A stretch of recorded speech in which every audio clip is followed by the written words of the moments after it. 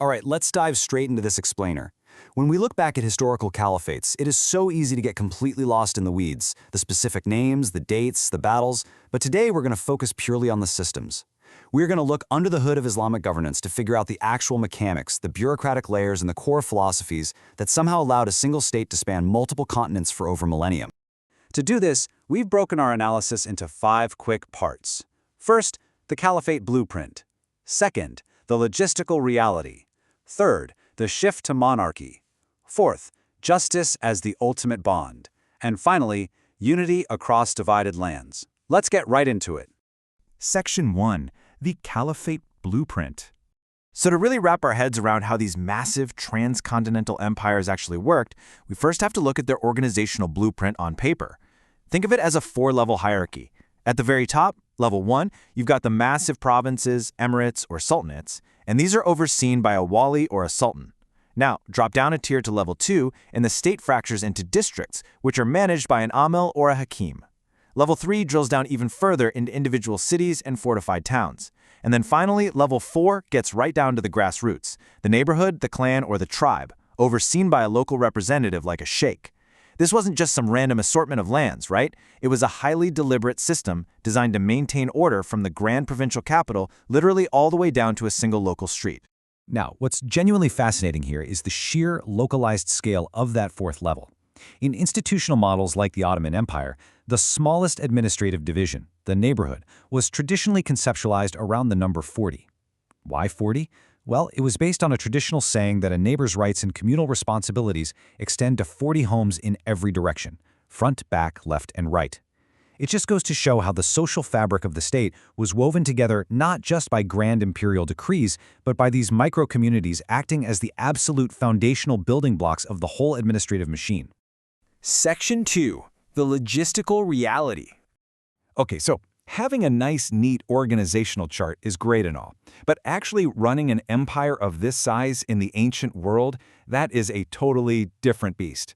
I mean, we live in an era where an email reaches the other side of the planet in a fraction of a second. But imagine the nightmare of governance when it took weeks or sometimes even months just to get a single letter from your provincial governor. If a crisis broke out in Egypt or North Africa or way out on the eastern frontiers of Khorasan, the central authority couldn't just step in. This geographic reality made centralized micromanagement physically impossible. You simply could not rely on one single desk in the capital to make every daily decision. Because of that massive communication lag, the institutional framework basically had to adapt or die. Local governors, those walis and emirs, had to be given an unbelievable amount of autonomy to just run their provinces day to day. The state's survival didn't depend on constant oversight from the top, it depended entirely on the criteria for appointing those regional leaders in the first place. This system demanded that they be fiercely loyal, highly competent, and fundamentally just.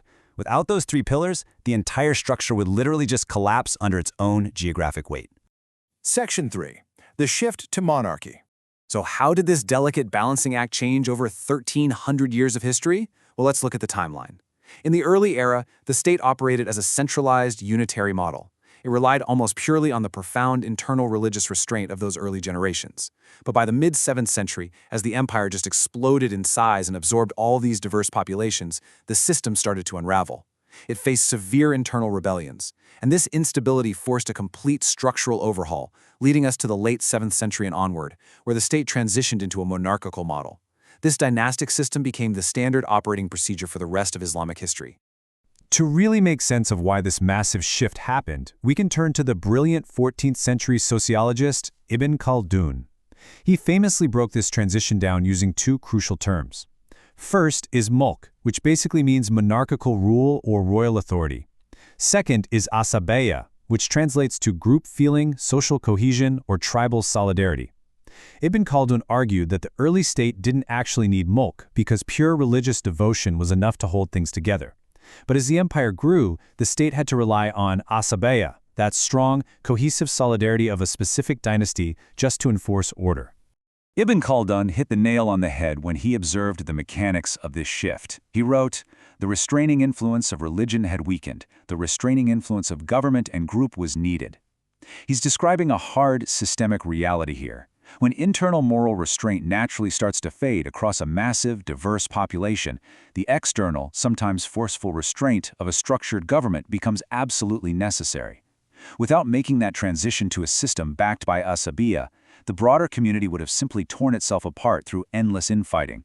Actually, this brings to mind a quote from way earlier in history that brilliantly predicted this sociological need. The third caliph, Uthman bin Affan, said, "Allah prevents by the authority, sultan, what he does not prevent by the Quran." It's a tough philosophical truth about statecraft, because human beings naturally mess up. We aren't angels, right? Moral and religious guidance alone isn't always going to cut it when it comes to maintaining order. You structurally require a robust external administrative authority, the state power, to enforce the law and prevent total chaos. Section 4. Justice as the ultimate bond.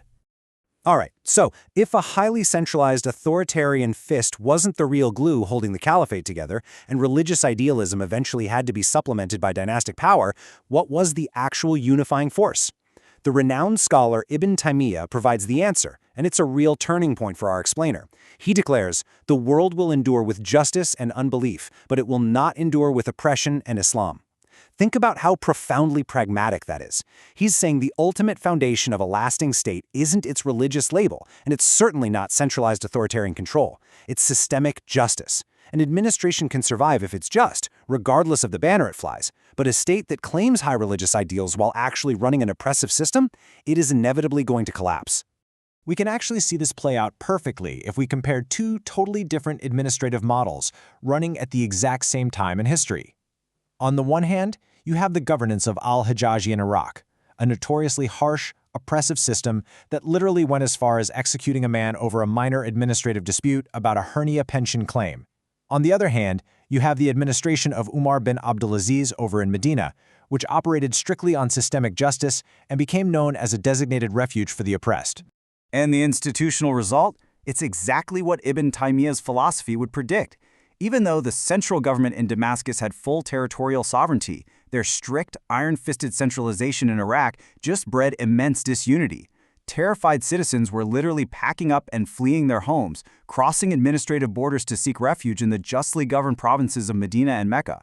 It's proof that an authoritarian grip doesn't create a unified society, it fractures it. Justice was the only effective magnet. Section 5. Unity across divided lands. As we wrap up this explainer, we really need to look at how the Islamic world managed to stay profoundly united even when its political center totally shattered. Fast forward to Al-Andalus. The Cordoba Caliphate in Spain is the perfect example. Starting in 929 CE, on paper, this was technically a politically separate, rebellious entity, completely disconnected from the central Abbasid state. But despite that political disunity, Cordoba built institutions that produced some of the most legendary scholars in history, like Al-Qurtubi and Ibn Hazm. Culturally and intellectually, society in Spain maintained a deep, seamless unity with the rest of the Muslim world, completely independent of a central political banner. You see a very similar thing over in the eastern lands with the Seljuk Sultanate. Administratively, they were a semi-independent province. They acted as delegated assistants who never actually claimed the caliphate for themselves, offering only nominal allegiance to Baghdad. But what did they actually do? They built the Nizamiya, this massive interconnected network of universities. These institutions fostered incredible minds like Al-Ghazali, fundamentally unifying the vast populace intellectually and legally. It proves once again that shared institutions were far more powerful unifiers than shared political capitals. And that brings us to our final takeaway. The really big question here. When we look at the immense blueprint of these historical states, the sheer logistical nightmares they faced, and those inevitable shifts in power, based on 13 centuries of evidence, does a vast, diverse society actually need a rigid authoritarian fist to stay together? Or is the implementation of systemic justice and shared civic values the only true, lasting unifier? It's a totally fascinating paradigm of governance, and it completely challenges how we view the mechanics of statehood today. Makes it think, right?